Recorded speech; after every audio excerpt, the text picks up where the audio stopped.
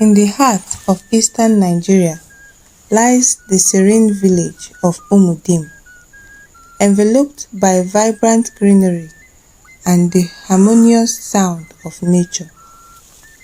This village, steeped in tradition and cultural values, was home to the resilient Nwosu family. At the center of their tale was Adanna Nwosu, a woman whose unwavering love and resilience formed the cornerstone of her family's legacy.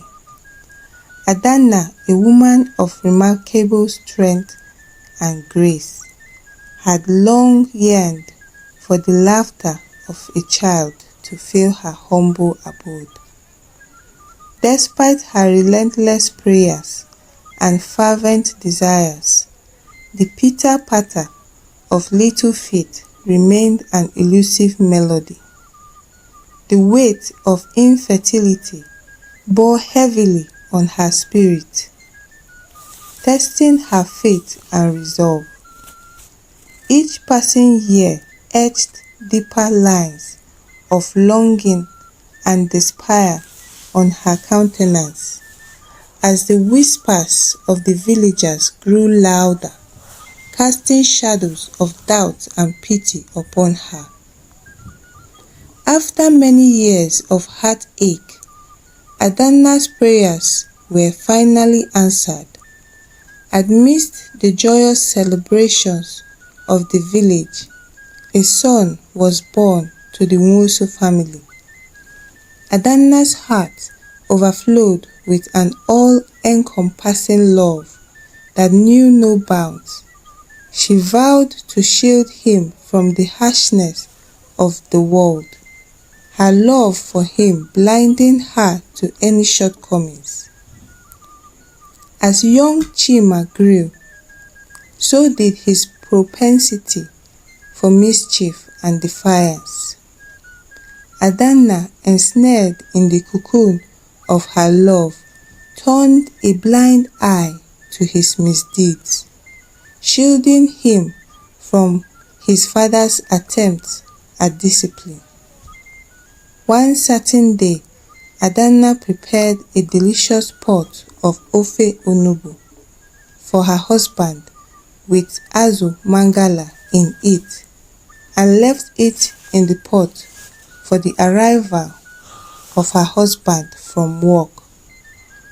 But unknown to her, her son Chima came into the kitchen after eating his own share of the food, raked clean all the meat and fish in the pot, and filled it up with stones. When her husband came back from work, she wanted to serve him his meal, but met a pot full of stones.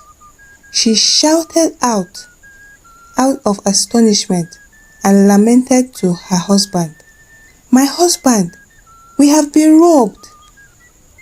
But as they tried to wrap their heads around the situation, Chima admitted to the crime.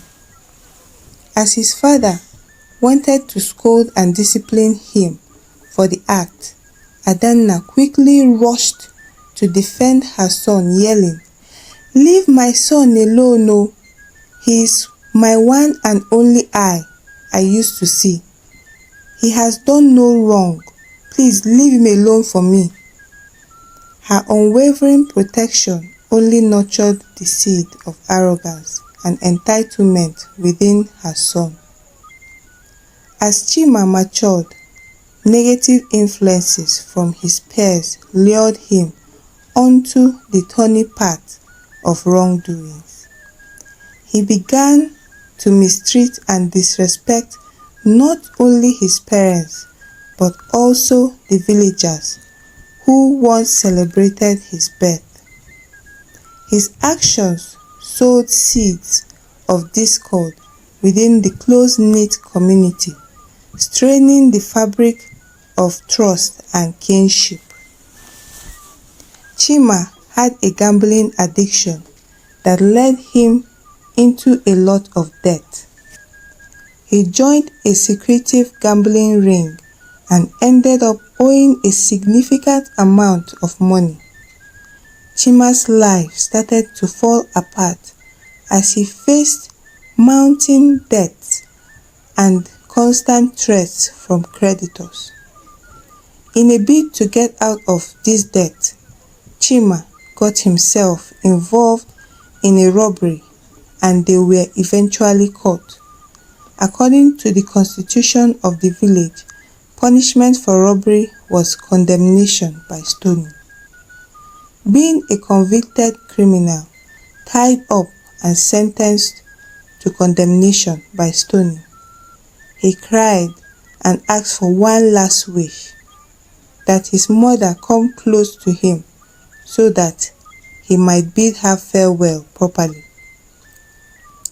As his mom in tears approached him, he bit off her ear, yelling, "You are the cause I turned out this way. You refused to correct me and discipline me when I went wrong."